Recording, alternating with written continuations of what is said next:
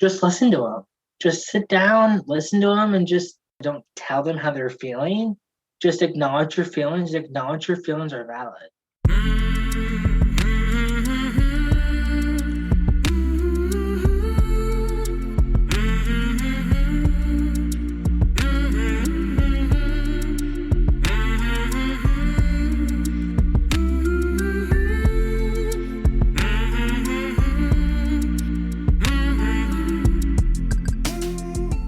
Hey there, my name is Sean, and this is Suicide Noted. On this podcast, I talk with suicide attempt survivors so that we can hear their stories. Every year around the world, millions of people try to take their own lives, and we almost never talk about it. And when we do talk about it, many of us, including me, are not very good at it. So one of my goals with this podcast is to have more conversations, and hopefully better conversations, with attempt survivors. I am going to keep trying. Now, we are talking about suicide, so this may not be a good fit for everyone. Please take that into account before you listen. But I do hope you listen, because there is so much to learn. If you are a suicide attempt survivor and you'd like to share your story, I'd love to talk. Please reach out, hello@suicidenoted.com, or on Facebook or Twitter @suicidenoted. As always, I want to thank all of our attempt survivors who have joined me on this podcast since we started in July of last year, and to all of our listeners, our growing base of listeners around the world. If you want to help us out, keep listening. Let folks know about the podcast, especially folks who may need to hear it. And if you listen on Apple, you can rate, review, and or subscribe. That really does help people find this podcast. I will include information in the show notes on how you can make a financial contribution if you want to do that as well. Regardless of how you support, thank you.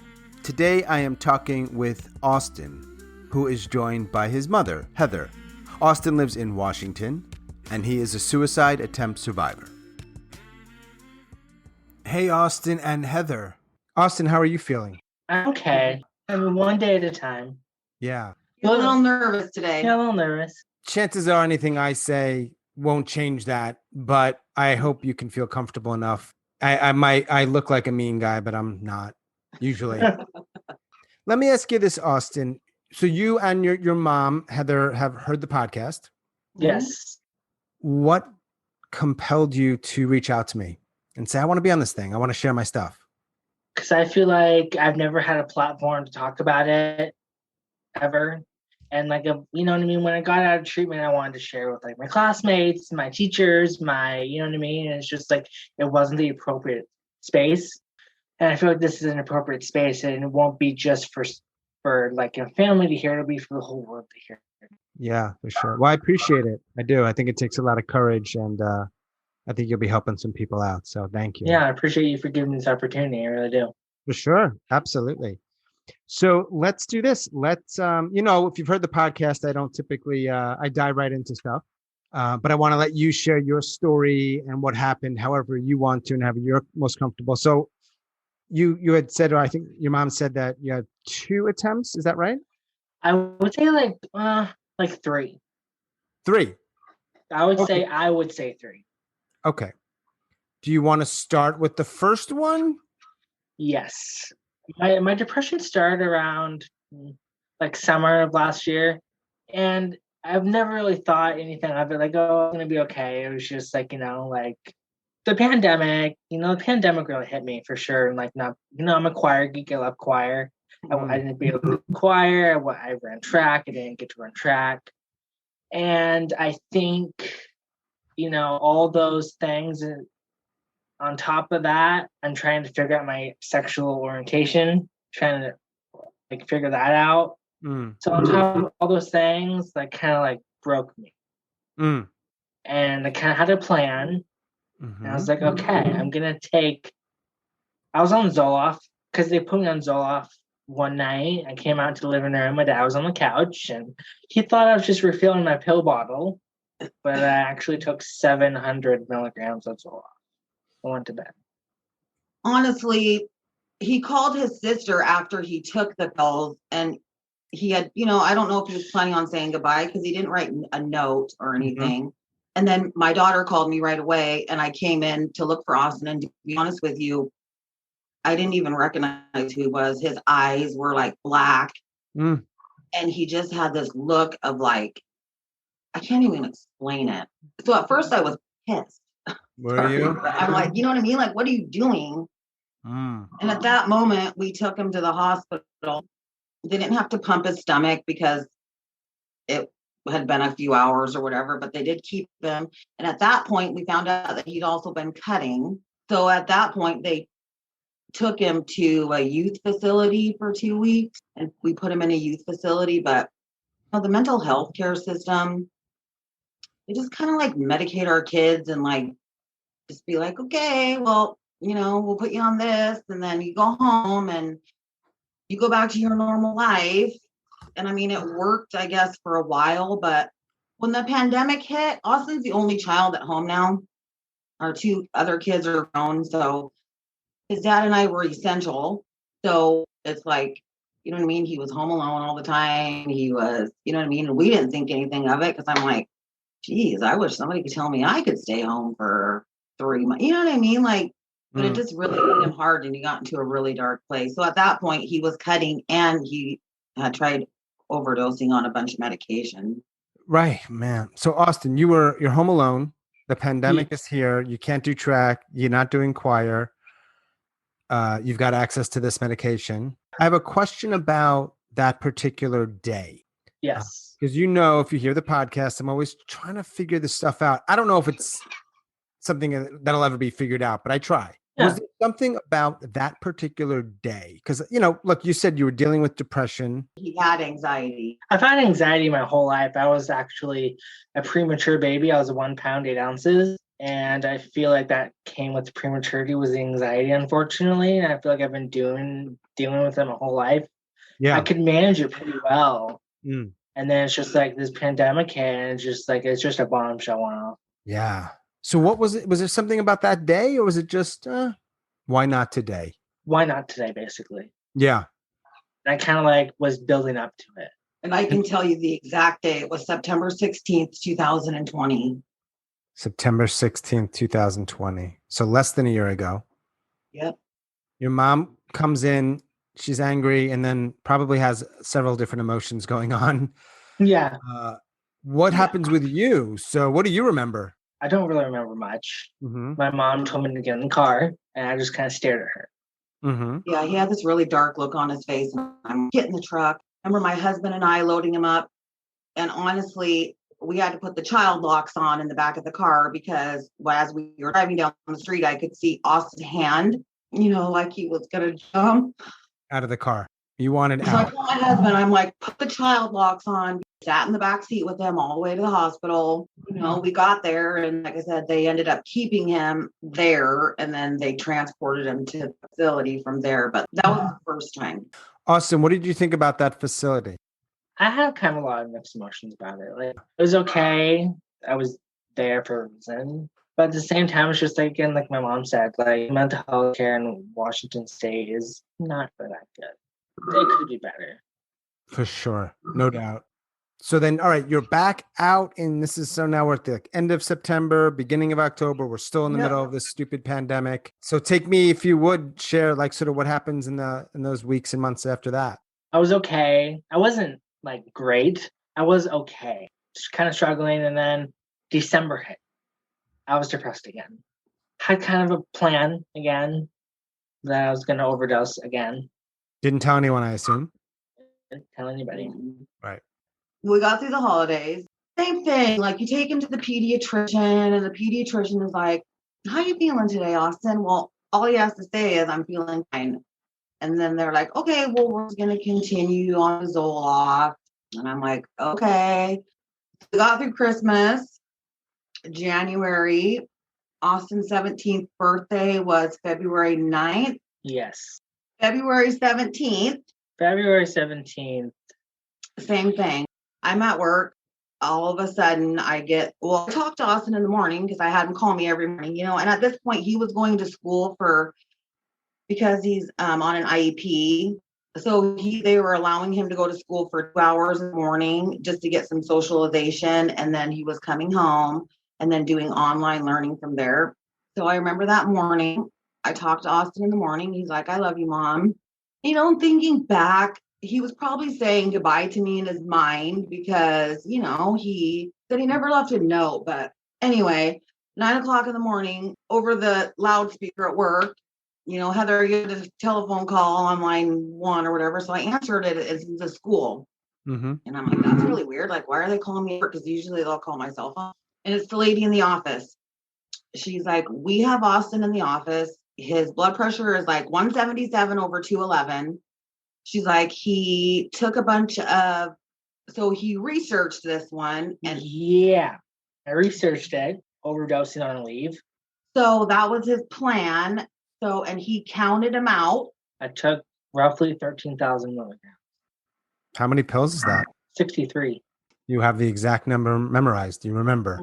And unfortunately, yes. Yeah, no. And then, so was that similar in that what happened afterwards and that you don't remember much? I actually took him before school. I had my grandma's lived with us and she's 90. And I told her goodbye and I started crying. And I walked to the bus stop and I actually threw him up.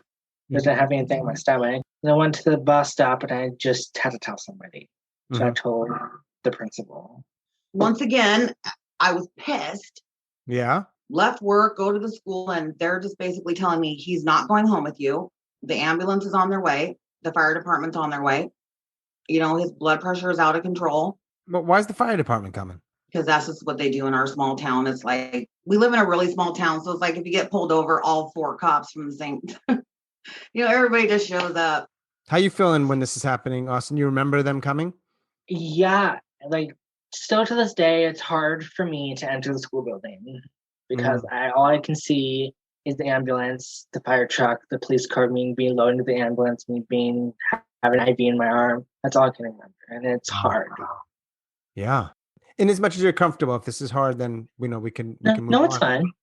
Yeah. What happens after that? So where are you taken? What happens in the next days or weeks? Went to a mental hospital. I went to the hospital. And they put me into a mental hospital, which this mental hospital was not the best. They put me in a room with like 3 other people. And they over-medicated me. They just like threw me on medication. And then when I came home, my mom said that I wasn't like myself. He was in a place called Fairfax up in Kirkland. It's a mental hospital for all ages. They have adults, they have youth there or whatever. He was actually sexually assaulted there. They put these kids that have been in rooms on medication for a couple, regulated. They put new kids in there with him. When I picked him up from there, he couldn't even walk out of the car. Like he was stumbling all over the place. And I looked at my husband, I'm like, what is going on? Like he is so overly medicated. Like he doesn't even know. So he was able to come home for 1 day. And at that point, we decided to put him in residential. And we put him in a residential treatment facility for 30 days. And honestly, like that is what saved his life because they got to the root of the problem instead of just, throwing all this medication at him or whatever. So he hasn't really been home that long. So Austin, what was that root problem? What did you all figure out? I think it's like, I've had some family trauma in the past that we kind of dealt with and, the pandemic and they gave me coping skills. And on top of me being hospitalized, I started like participating in reckless behavior, running away from home. Running away. He told me he hitchhiked. Well, I did try to run away from the residential facility. It almost feels like the devil is like manipulating me. Austin was hearing voices. Well, I thought it was voices. And at first they called me up and they're like, your son's schizophrenic. And I'm like, schizophrenic? I'm like, how does that happen? And they're like, well, a lot of times when people are schizophrenic, it doesn't show up until like their late teens, early 20s. Right. And I'm like, okay. So they're like, we're going to treat him for schizophrenia and, his anxiety and his depression. And I'm like, okay. And then I just broke down because I'm like, God, now my kid has a label. And come to find out, when you're so depressed and have such bad anxiety, apparently you think you're hearing voices, but they're your internal. They're not really voices telling you. But Austin's depression and anxiety was so dark that was his own voices. They weren't actual voices. I see. Right. Okay. So it was a misdiagnosis. And did they diagnose you with anything that feels accurate in so much that you can treat it and maybe have a better life? They've just diagnosed me with major depressive disorder with Yeah. like generalized anxiety. So, Mhm. Got it. So you had said you were angry at points, but you in the past year, in addition to the pandemic and everything, I've never really had this situation where I could ask somebody this, but one other occasion, what's it like to have your child, your youngest child, right? Austin's your youngest, Mhm. Mhm. attempt to end his life? You know, we've never dealt with this. That's why I thought like today was really important because, like I said, I just feel like as parents, I would have never thought that this would happen to me and my family. Like, I just never thought, how come he doesn't love himself like we love him? Mm-hmm. Why doesn't he see his worth? You know, he's so important to us and I didn't understand it. And my husband and I, through this whole process, you know, we took some parenting classes, Mm. you know, which was very good for us to try to, because I feel like I've learned, like, Austin asks me a question and I'll answer it for him instead of letting him tell me what's wrong with him. We've just learned, you know what I mean? Like, we have to hear these kids out. Like, we can't cover it up. His feelings are his feelings. It's not my job to tell him how he's feeling. It's not my place to tell him to suck it up. I As do. parents, we have to listen. Our kids are dying. And I can't even imagine. We fought so hard to get him here because he was a 23 weeker. He was born at 23 weeks. You know, he's had lots of surgeries. He has a shunt in the back of his head. You know, we fought for 17 years to have this little boy here. We can't give up now. People that give up don't contact me and don't join me here. Yeah, So. and it's just like, as parents, I feel like the few, you know, that I've heard, a lot of these kids are saying, you know, my mom was just, you know, it's going to be okay. Suck it up. Let's hide it from the world. I want to shout it from the rooftops. You know what I mean? Like, this is who he is. This is his story. And I'm glad he's here to share it. You know, we got to quit, you know, pacifying it and making, you know what I mean? These Yeah. kids need to be heard. And I would add, in my experience, obviously it's just my opinion, it's not just parents. We're all really bad at listening. Mm-hmm. I mean, astoundingly bad. And I think, again, just my thoughts, that's a killer. Mm-hmm. I think it's easy to say, well, it's the depression that killed them. I wouldn't say no to that, but I'd say that the people in their lives that aren't listening Mm-hmm. are contributing. It's not necessarily the most Absolutely. popular thing to say or No. hear, but hey, Austin, if you were alone right now, yeah, would the conversation be different? Would you be more honest or say certain things that you might not say if she weren't there? probably. Yeah. Yeah, I appreciate your honesty. Probably. Like the last couple days, I've been thinking about it. Okay. Yeah, we've had a couple rough days. Like I've been literally like, oh my God. Like again, it feels like the devil manipulates me. And I Mhm. feel like he wants me to do it. Like he wants that satisfaction Mhm. of him winning. Like honestly, I get to that point where I'm just gonna let him just take it. Did you say earlier that there were, I believe, 3 attempts, and I've heard about one in September and one in, I believe, January? February. Third attempt was I tried to strangle myself with like a belt. Here's a weird question, because you've been trying to communicate things about sort of your mental state, and you've brought up things around the devil. What is it like to be you? Like, what is it like to be Austin every day in this? It sounds like this almost, and these are my words, not yours, sort of in between state of wanting to live and not so much wanting to live. It's some days are hard. Some days are hard. Like the last couple of days were hard. Have been hard. Do you know what I mean? It's just like I have thoughts in my head, and I was just like, okay, let's do it. At the Mm. same time, I don't want to take away my mom's baby boy. So you have a dad, mom, and 2 older siblings. Two Mhm. older siblings. Do they know about your struggles? They do. Yeah. Are they supportive? They are. now. Now, But in the beginning, same thing, you know what I mean? His older brother, for instance, they all went to the same school. So that's another issue that we have.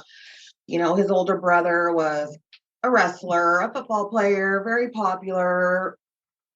You know, all the teachers loved him. Austin comes along, you know, and he's different. He likes choir and he likes track and he's, you know, trying to figure out his sexual identity. And I feel like they're not supposed to label him, but I think they do. And so Austin kind of feels like he has to live up to his brother's standards. And I'm like, you don't have to do that. I just feel judged, like in the school in general. I get the teacher support aspect of for like supporting me through my mental health, but where's the peer support? Mm-hmm. Like, why aren't kids my age asking me how I'm doing? Like, I ask how they're doing. Why not me? I was going to ask you, how many people do you have in your life to talk to? Basically, my family and my teachers, and my accountant and a counselor. I don't have any like friends. I know it's sad to say, but I don't have like friends or anything I talk to them. I mean, I have acquaintances, but like, I shared my story to like my whole choir, but they don't care. They're like, you know what I mean? Like, I don't want people to look at me different because they try to take my money. And I feel like they are. Sure. I don't really appreciate it because I did nothing wrong. Doesn't sound like you did anything wrong. No. And your parents and your family and your therapist, I think you said, right? Your therapist? Yeah. I mean, those people, and I know your mom's in the room here, there's certain things you will not share with them, I assume. Right. Because, you know, like if my mom knew what I was thinking, I think it would have break her. Probably. And I don't want to break her. So what that sounds like to me, though, is that you end up having certain things that you really can't tell anybody. I feel like no. And that's got to be, and maybe I'm stating the obvious, that's got to be very difficult. Yeah. You know, and I get it. I mean, I get that he's feeling like that. And I've told him, you know what I mean? I'm just mom. I get that too. But I want him to be able to be honest with me. But I also remember being a teenager and thinking, you know what I mean? My mom was this, you know what I mean? I don't think you're stupid. I don't think you think I'm stupid, but I'm not that old that I don't remember feeling like that and thinking, you know, I don't want my mom to know everything, but at the same time, I just want him to know how loved he is and that suicide's not the way out. You know what I mean? Like that's not the answer. Austin, do you feel the same way? Some days I wish I was dead. Some days I don't. You know what I mean? Like I believe in a higher power. I talk to him and I'm like, just take me. Just take me. Like go to sleep and don't wake up. Basically. And you keep like sometimes up. I have visions of myself walking with Jesus in heaven. And that just breaks my heart. And I don't want to break your heart. Tough spot. Mom and Jesus. Earth and heaven. What do you think people don't understand? And some of it's already come up, Austin, about whether it's your struggle or other people that you kind of sort of say, it seems like maybe some of them are going through the same thing, whether that's depression, struggles with sexual identification, attempts, all of that. I know it's a big, broad question. What do people not get? I feel like people don't get that every person's journey is different. Like I had a comment in my English class when I was in English and they were talking about suicide and depression. So it was kind of hard for me to tune in. But this one kid, and I remember clear as day, he's like, I'm having a bad day. I'm going to kill myself. And I'm in the back of my mind, like, that's not how it works. Some people may think like that. They're going to have a bad day. They want to kill themselves. Yeah, sure. I'm not saying that's not correct, but everyone has suicidal thoughts for different reasons. And everyone's journey is different. Another person may have depression. They deal with it differently than I do. Yeah. Or like any mental illness for that fact. Like I have hydrocephalus, and that's where like the food in my brain doesn't like drain properly. Some other person may have it, and they have it differently than I do. Sure. Or every illness in general, everyone struggles with it differently. And it's just like I feel like so many people think it's like a joke. I mean, and I'm going to be honest with you, like 2 years ago, I probably would have thought, I didn't really think about it because I didn't really know anybody that had it. It's like, it's not a joke. If suicide is a joke, then everything's a joke. I mean, if that can't be taken seriously. And people just, you know, some of the kids at school and stuff, they just joke about it. And Austin, actually, I got a thing from the school telling me that Austin was called to the office because that day that happened in class, I guess Austin stood up and he's like, it's not funny. and he had to go to the office and they gave him a disciplinary action. And then when he came home, he's like, Mom, I just couldn't help it. He's like, because he was like acting like it was a joke and it was funny and it's not a joke. And he's like, I just needed to voice my opinion. And I'm like, well, it's okay. I want you to voice your opinion. But he got a disciplinary action for it. I'm about to say something and I don't think I've ever said. It sounds to me like Austin, I hear these things and I'm thinking, man, I think Austin's like a messenger. Your life's not meant to be easy because you're here to tell people, whether they're your peers or others, about this kind of struggle and to normalize it and to make it okay and to take it seriously. I'm not saying that is the case. It just sounds like, maybe that's what's going on. And that's what we've talked about. I said, Austin, you know what I mean? Like, maybe this is your purpose. You know what I mean? Like, maybe you can speak on it. Maybe you can be an advocate for other people, like going through the mental healthcare system. And he was on 5 different medications in that place. I mean, he you know what I mean? Because there were days that he was angry. He'd call us from there and he would just be so mad. 2 days later, his counselor there would call me and she'd be like, okay, well, you know what I mean? This medication we don't think is working. We're going to try him on this. And so it took quite a while, you know, for him to get on the right medication. What medication are you on right now, Austin? I am on Latuda. Was that for depression and anxiety? Yeah. Actually, the commercials on TV says it's for bipolar. Like I said, we tried, you know, Zoloft for their depression. He's actually on Prozac also, but he's on 20 milligrams of Prozac, 20 milligrams of Latuda in the morning, 60 milligrams of Latuda at night. He takes propranolol, I think it's called, and it's an anti-anxiety medicine. And he also has an anti-anxiety medication that he can take that works like within 15 minutes if he needs it.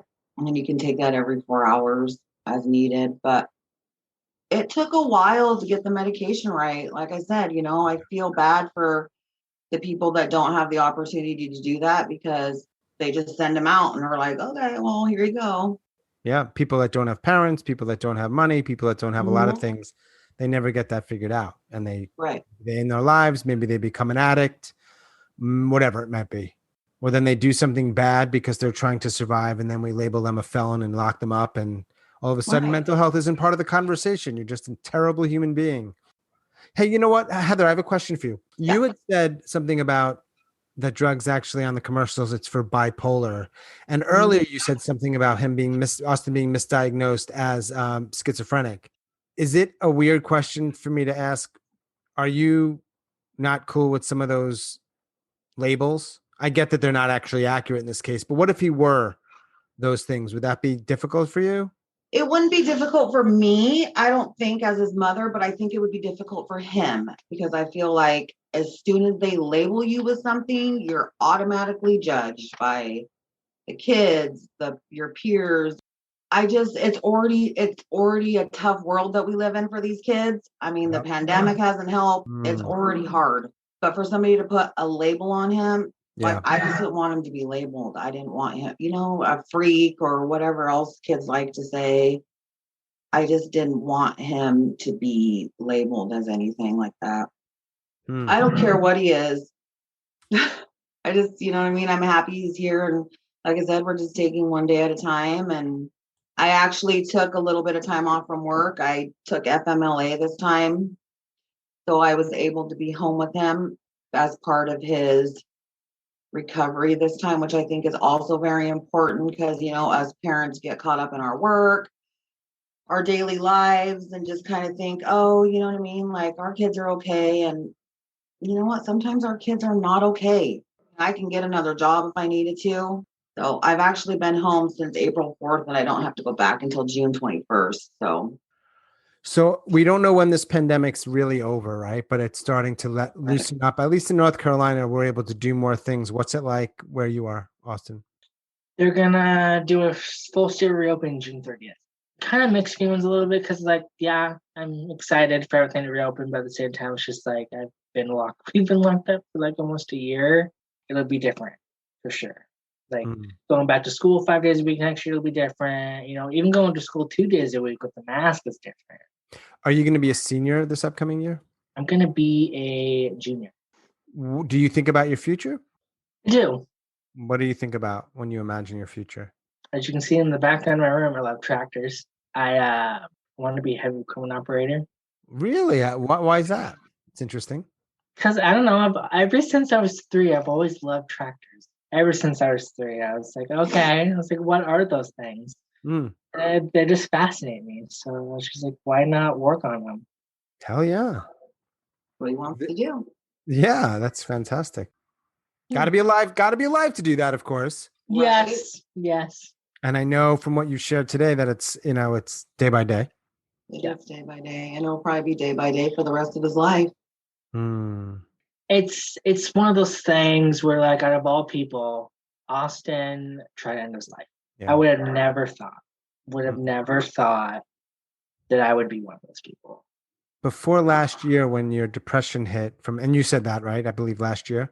Yeah. Like you said you were dealing with anxiety and I'm sure you had other stuff that's challenging, but were you kind of mostly okay? Yeah, I was like a happy kid. I was like, if you're a normal kid, like, you know what I mean? Like when I was younger, I used to play in the dirt and like, I used to like enjoy life. Yeah. I used to have like a meaningful life, I guess you could put it. I just felt happy. Like, and right now I just feel okay. Mm-hmm. Again, not like happy. Not great, but good. Yeah. Mm. It's a start. Like I said, every day is a new day. Exactly. That you said there's not many people in your life that you can talk to. And when I say that, what we're talking about is someone you want to talk to, that you feel. Yeah, like a close friend or like somebody. Yeah, Yeah. have a counselor, but I mean, she works. I mean, If somebody hears this and they're in somebody's life who's struggling, because you know what people might need in terms yeah, of how you engage with them. So any thoughts for people who might be able to help someone out? just listen to them. Just sit down, listen to them, and just, again, like my mom said, don't tell them how they're feeling. Just acknowledge your feelings. Acknowledge your feelings are valid. Why do you think so few people seem to be able to do that? Because people are so judgmental. People, I feel like that's part of it. It's the whole judgmental thing. Like you say, oh, if you're like, everyone says that men aren't supposed to cry, but like if a grown man's crying or like has anxiety, they automatically think like they're wuss. That's how I look at it. That's what this generation makes it feel like. Because I haven't cried in like this long for a long time. Me neither. Why is that? It sounds like you've gone through a lot and crying would be a sort of response that makes sense. Yeah, it's just been very emotional, very, I mean, some of the stuff that I've been through, some of the stuff that I put my parents through, it's Mm. hard. I just feel bad. I just have that guilt that I carry. The guilt It's is hard to there. forgive myself Mhm. for what I've done because my parents have forgiven me, but I just haven't forgiven myself. That's what's hard. Yeah. What's one of the coping skills that you said you learned in that program? Well, I have a bunch of them, but they said like deep breathing, like mindfulness, like live in the moment, meditation. And I have a bunch of coping skills like at my house that I use. Like we have a John Deere lawn tractor and I just drive that around the yard. That's one coping skill I've never heard of before. Well, Driving the tractor. yeah, it's just you and the tractor. That's it. I love it. That's It's like awesome. wonderful. It's wonderful. I've never done it. I bet it's a blast. Oh yeah, 100%. Some singing. Yeah, Man, it doesn't get better than that. exactly. What open-ended sort of thing here. What else would either of you like to share? So my biggest thing is, as a parent, just listen. You know what I mean? If your kids are having a hard time, I know as a parent sometimes it's hard to hear these things, but listen and take them seriously. I feel like a lot of times too, we compare our kids, and it's like you can't compare the kids. You can't. Every kid's different. And just listen. Don't answer for them. Like I said earlier, just let them talk. Let them tell you, how they're feeling that day, and justify it. And it's very important. We're losing our kids, and like I said, I would have never thought this would have been part of my journey, but I've learned a lot about myself. I've learned a lot about my husband. I've learned a lot about Austin. What about you? Any other thoughts? Again, just have the parents listen. and have the kids, even if they're afraid to speak up, just tell the truth, because that's what helps. And if the parents don't or aren't able to, your kids will stop talking to you eventually about certain things, Oh yeah, we've been through that. right? Like eventually you give the signal that you're not open to hearing something, and most people will respond eventually with, we're just not going to have this conversation, but it doesn't make the problems go away. But you both know that. I'm preaching to the choir here. You know this. I believe, are you my first guests in Washington? You might be. So you're representing the entire great state of Washington. Thank you. It's been really interesting to talk to both of you, and Austin, particularly you and your courage to share. And I would love to, you're not asking me, but I'm giving you this unsolicited thought. I hope you can continue talking about it. It might sound cliche, but it's needed. A lot of people, particularly people that might resonate with you and some of your specific struggles. Yeah. You could be a lifeline. So it may not be today. It may not be on a stage. I don't know what it would look like, but I hope you can, if you feel comfortable doing so. It'd be really powerful. Yeah, I appreciate that. Well, thank you for doing what you do. Yeah, I appreciate. This is a good thing you're doing for sure. Trying. That's all we can do, Yeah. Like I said, thank you for doing what you do. My pleasure. Thanks again to the both of you for joining me. And Austin, hang in there, man. Thank you. Hang in there. One day at a time. Absolutely. All right, y'all. Enjoy the rest of your day, and thanks again. All right. Thank you. All right. Take care. Bye-bye. Bye.